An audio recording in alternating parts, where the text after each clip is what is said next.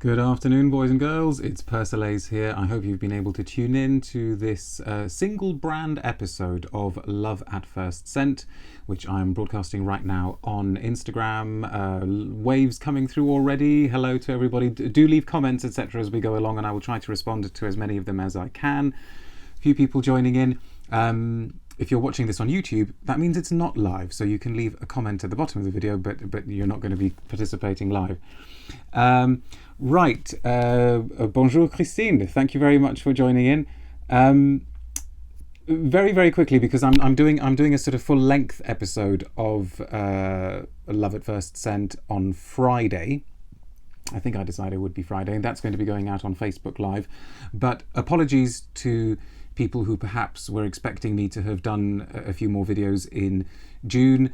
June kind of came and went in a flurry of all sorts of events, not all of them pleasant. One of them in particular was quite sad, but I won't get into that because, as you know, I kind of don't burden all of you with personal issues. But suffice it to say that I am now back, and regular viewers will know that when I do Love at First Scent on Instagram, I focus on a single perfume, because I try to keep these ones quite short. I'm just making sure I don't miss any comments as they're going along. Thank you very much for all the hearts and the waves waving right back at you as well. Do feel free to ask questions. But today I would like the focus to be this. I would like to quite quickly take you through a single brand. It's called now, I think, I can't even remember, this is really bad. I haven't done this for a very long time now. May seems like light years ago. I think you can't see this the correct way around. I think you see this as a sort of reverse mirror writing, don't you? But if you are not seeing it correctly, then I will let you know that this is the discovery set of a brand called Parle Moi De Parfum. Now, this is not a new brand, but it is new to me, because actually their work has been available from their Paris boutique in the Marais since I think September 2016, but it is just about to come into the UK, which is why I am now aware of it, and which is why I am now in possession of this discovery set of their work. Fairly standard discovery set arrangement. And I was introduced to this brand last week. I met two of the people behind it, and I don't mind saying that I can't actually remember the last time I was this excited about a brand. Two come to mind. One was perhaps St. Giles, which launched a little while ago, although I sort of think of that one as being slightly different because that had only 4 perfumes. I mean, sorry, we're in portrait mode, so I have to go like this, not like that, because then you don't see it. 4 perfumes is quite a substantial number anyway. Somebody's saying Givenchy Gentleman Eau de Parfum. Okay, why do you mention that, Red Eye Boy? So St. Giles was one that really excited me, and also several years ago I was very excited when I tried the initial releases from Arquiste. And I was quite bowled over by Parle Moi De Parfum. Maybe I liked some of their wares more than others, but just as a brand, as a totality of a vision, as a sort of whole presentation of. I need to reduce my gestures. I'm just realizing this is not regular Love at First Scent, because if I do this, you do not see what my hands are doing. So we'll go small. I was super impressed. Red Eye Boy says, brilliant scent, new buy for me. Oh, okay, well, congratulations. Well done on finding a scent that you like. The pedigree of this brand is fantastic, because all of the perfumes have been made by a veteran, highly respected, experienced perfumer called Michel Almairac. A lot of you will be aware of him.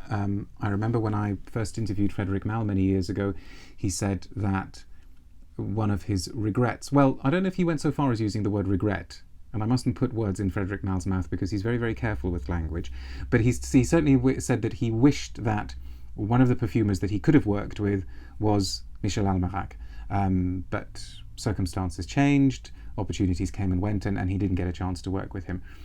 Somebody's saying, when did you come to Qatar? Or when will I come to Qatar? I need to see you. That's very kind. I would love to come along, maybe one day.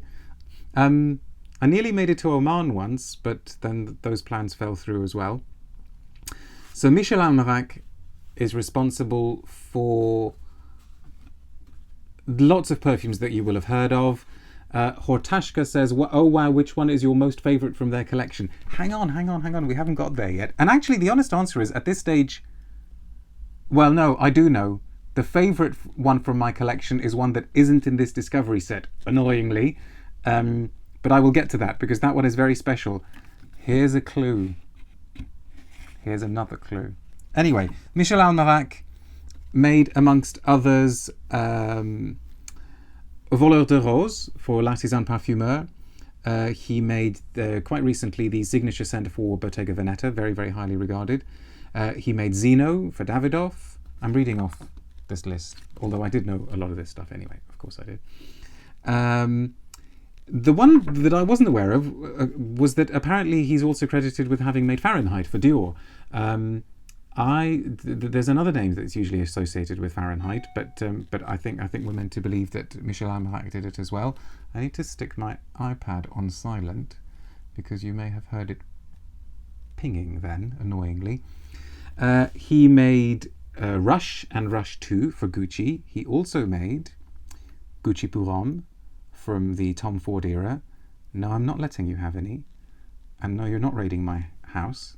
This is precious stuff, people. So, a perfumer who most certainly knows his stuff. I've missed out on comments. Voleur de Rose, Lolo Sana says that yeah, I love it too. Absolutely love it. And two of Michel Almairac's sons, I guess, thought, hang on, we need to turn daddy into a brand. Well, perhaps it wasn't quite like that. That's the sort of cynical version. But they obviously thought, look, here is a talented guy. We have the marketing background. We have the business background. We need to do something with this. So they opened a boutique in the Marais in 2016. And as I say, they gave birth to this brand. All of the perfumes have been made by Michel Almairac. And as a whole, they really are something else. And I would like to just go through a few of them with you right now, and I'll also say why I've got this beauty out. A little bit about him. This is official press information stuff now. So it says, being born in Grasse made it quite natural for Michel to gravitate towards fragrance and raw materials. At the age of 18, he joined the perfumery school at Roure, at this time one of the biggest perfume companies in Grasse. This marked the start of a career as a perfumer that several years later took him to Paris, where I believe he is now based, and gave him incredible opportunities to meet and talk directly with fashion designers. As a perfumer for couture houses, he was the nose who gave fashion brands an olfactory identity. Dior, Burberry and Gucci placed their trust in him. More recently, he designed the first perfumes for Bottega Veneta and Zadig and Voltaire. Actually, he made This Is Her, which is a very, very interesting designer scent, and gave Chloe an olfactory signature that is known all over the globe. Hortashka says, oh dear, this is gold. It really is. It's almost as gold as this. Today, he is the exclusive perfumer at Parle Moi De Parfum, seizing a new opportunity to take us on a journey through his precise formula, unique harmonies, and unforgettable scented signatures. It's such a privilege. I mean, I have admired this man's work for years. I'll just hold this up again. This is all kind, if no matter what else you've made, if you're a perfumer who's also made this, I think you deserve to get into the Hall of Fame. And it's such a privilege for me to spend time with somebody like that and actually hear him and one of his sons talk me and the other journalists and bloggers through his work. And I think it was when we'd reached the sort of fourth or fifth perfume that I looked at him and I said, is this brand actually quite autobiographical? Because there is something about all of those scents, even though some of them are sweeter than others, some of them are heavier than others, some of them are darker than others, there is something of the spirit and the quality of light and the sunshine of the south of France in all of them. And I thought to myself, as I smelt them, I thought, this guy is telling the story of his life in a way, through sense. In some cases actually quite overtly, because there's at least one that's got a very personal story attached to it. So I said, is this an autobiographical brand? Is this your autobiography in scent? And he looked at me and he said, yes, they are all very, very personal.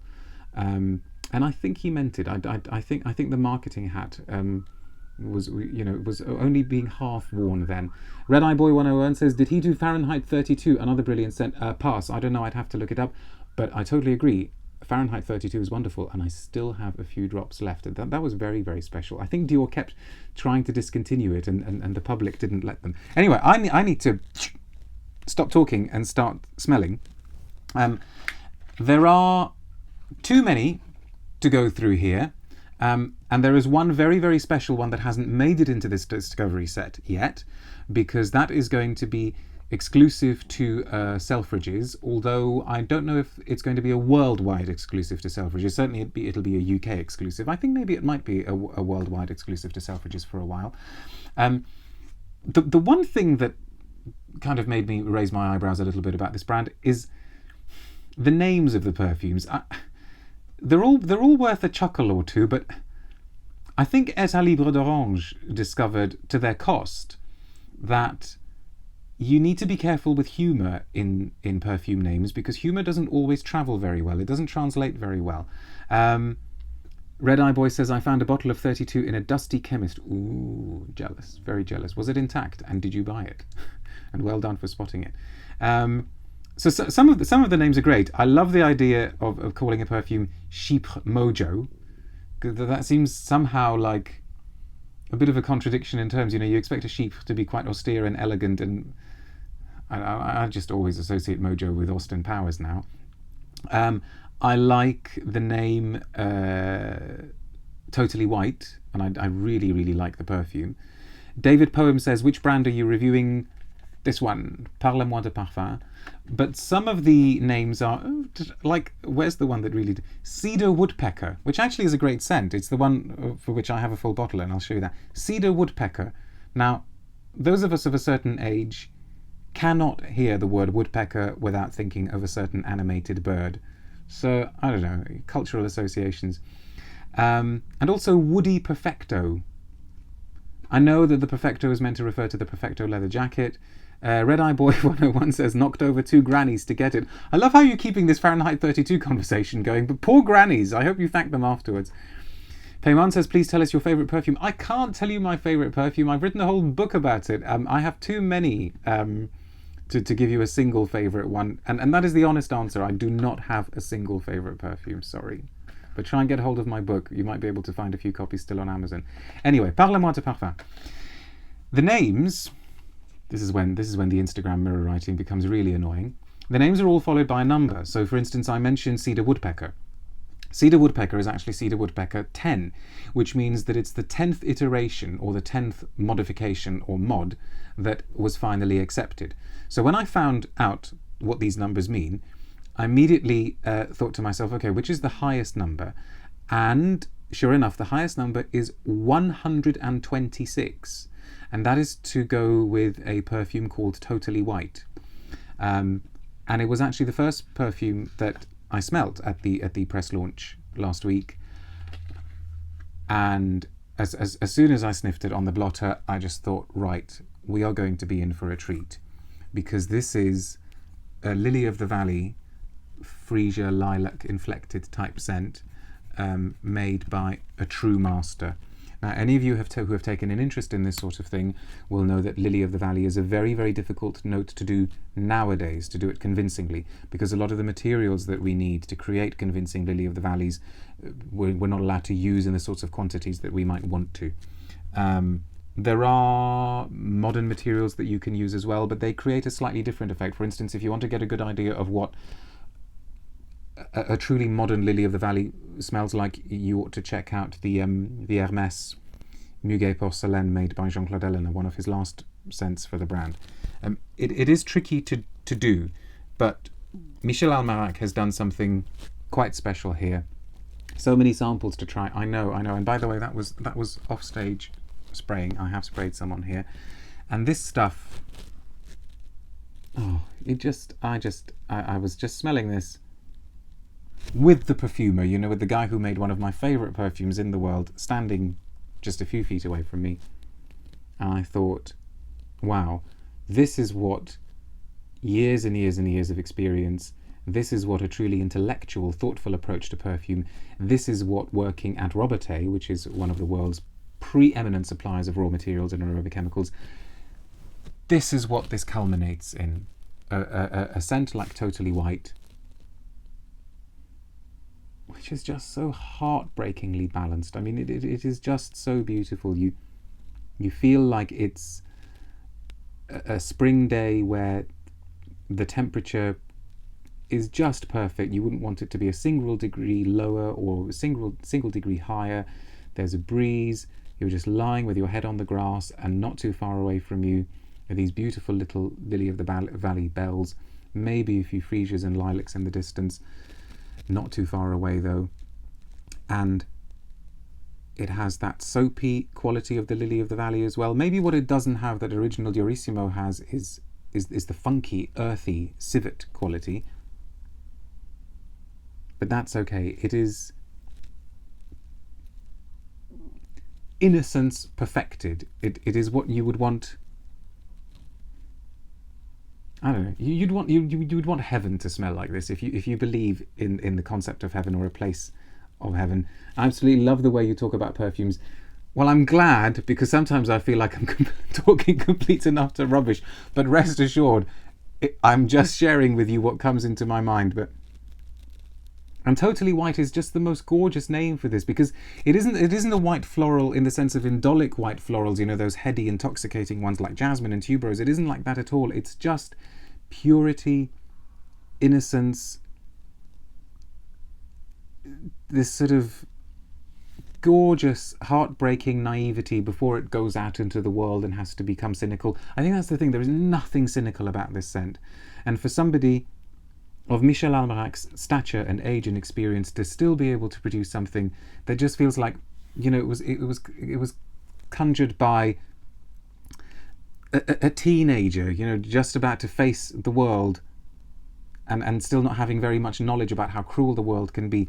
The fact that he can still produce something like this is just astonishing. I really, really love this. It reminds me a lot as well of En Passant by Olivier Jacobetti for Frédéric Malle. One of my favourite perfumes, certainly one of my favourites from the Frédéric Malle line. It's very much of that ilk, but it's less watery. This one is soapier, more powdery. En Passant has that kind of cucumber, dewy, humid feel. I'm not going to say the M word. Red Eye Boy saying, is it perfume? Do you mean the concentration? No, they're all eau de parfum. Unless I'm mistaken. I'm pretty sure they are all eau de parfum. So, I am not going to take you through every single one, and I've already been wittering on for about 18 minutes, and I would like to tell you about at least a couple more. Another very, very, very interesting one. Interesting for a perfume geek, and I actually wore it today, which means my little vial is almost empty. Really interesting one. Perhaps not one of my favourites, but I just thought, wow, well done for making this, Monsieur Almairac. It's the one called Tomboy Neroli. It's Tomboy Neroli 65, which means that it was the 65th iteration that he finally accepted. Why was this one interesting? Well, some of you will remember that a little while ago I talked about how there is this trend for masculine perfumes to be oversaturated with certain types of woody ambery materials that to my nose can actually come across as quite crass, quite abrasive.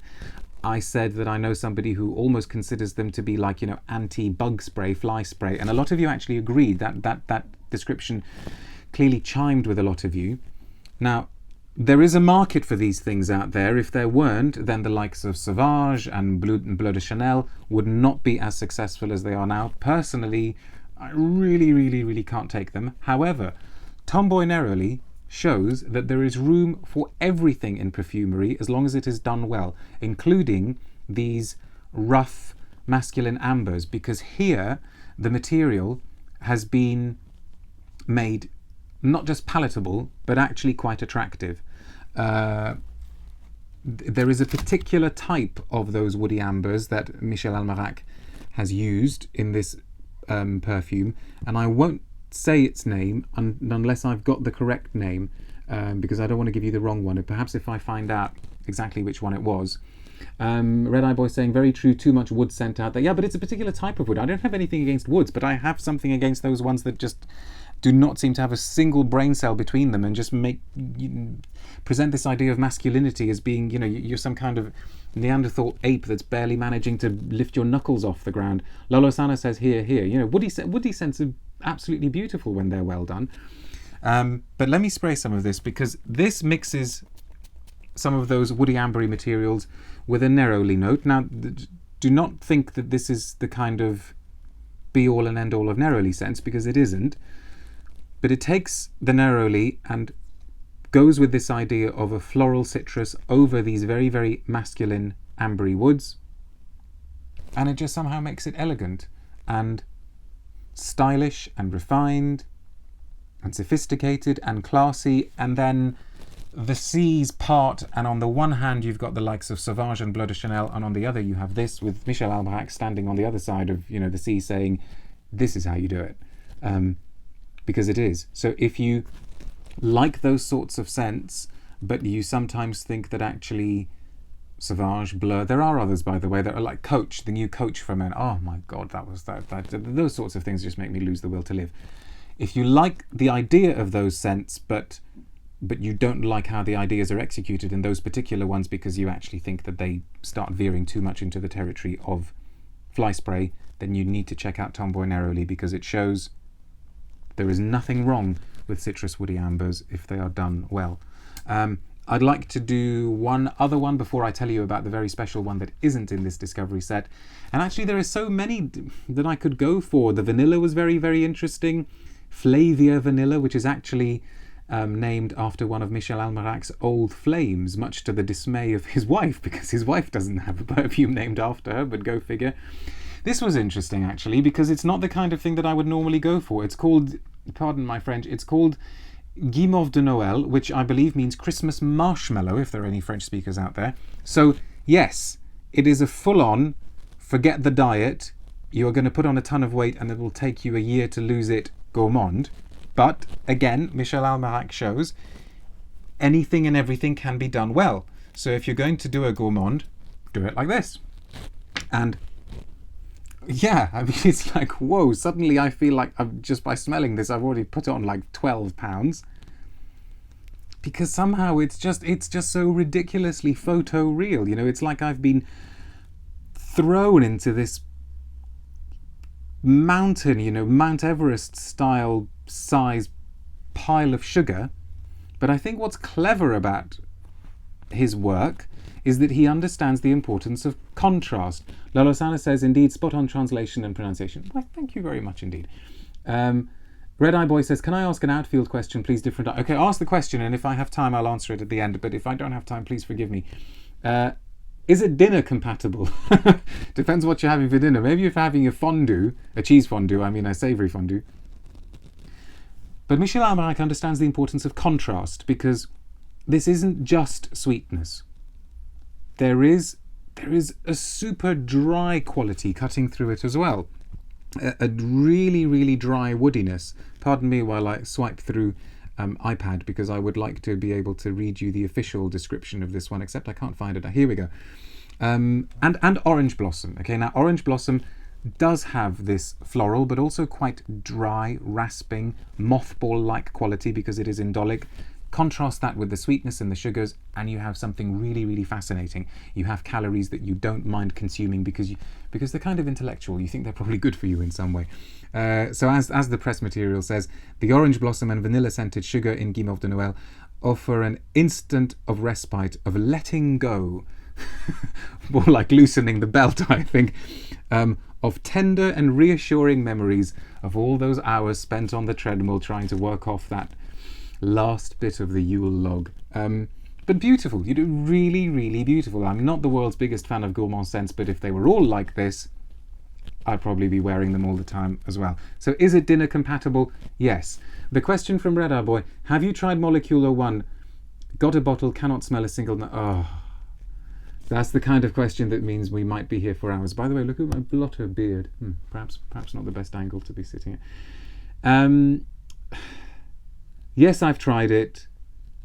I think it's a concept that's been done to death. If you don't smell anything, don't worry. Just maybe we can have a talk on the side about that, away from this. So, as I've been taking up too much of your time, very, very quickly then, the one that is not in here. Now, Michel Almairac has made, are you ready for this? He's made an oud. It's called Papyrus Oud. That's the one that's going to be exclusive to Selfridges, and it's not in this set yet because it's quite new. Now, why is it exciting? It's exciting because Michel and his son very, very openly admitted and acknowledged that it's actually a kind of sequel to Gucci Pour Homme. Gucci Pour Homme was long discontinued, much missed, one of the most beautiful perfumes ever made, I think certainly one of the most beautiful masculines. This expert handling of pepper, amber, incense and cedar. Then Almairac made a kind of semi-sequel to it in Bentley for Men Absolute. It was really hilarious actually, because the first time I met him, which was at a Bentley event, I said to him, "Thank you very much for making that." And at first he'd forgotten that he'd made it. He had to go and check, and I was sort of standing there thinking, no, you definitely made it. I know you made it. Anyway, now he has made his own sequel for his own brand, which he's calling Papyrus Oud. And it was really funny because he was watching me very closely when I was smelling it, and I couldn't help it. I don't have any here, which is just so upsetting. But I just smelt it, and I couldn't stop a smile from immediately appearing on my face. And then he looked at me, and our eyes locked, and he smiled, and he knew that I knew that it was really spot on. And obviously it was spot on because he has the original formula, so all he had to do was tweak it a little bit and add a very, very subtle cypriol papyrus oud note. And I just fell in love with the stuff, and I thought, okay, I will always hang on to the last few drops of this, but at least when Papyrus Oud comes along, I'll be able to get a bottle for myself and enjoy it. And just for the sake of completion, this is what a full bottle of a scent from Parle Moi De Parfum comes. This is what it looks like. This is the 50ml. I think they come in 100ml as well, so you get a little pouch as well.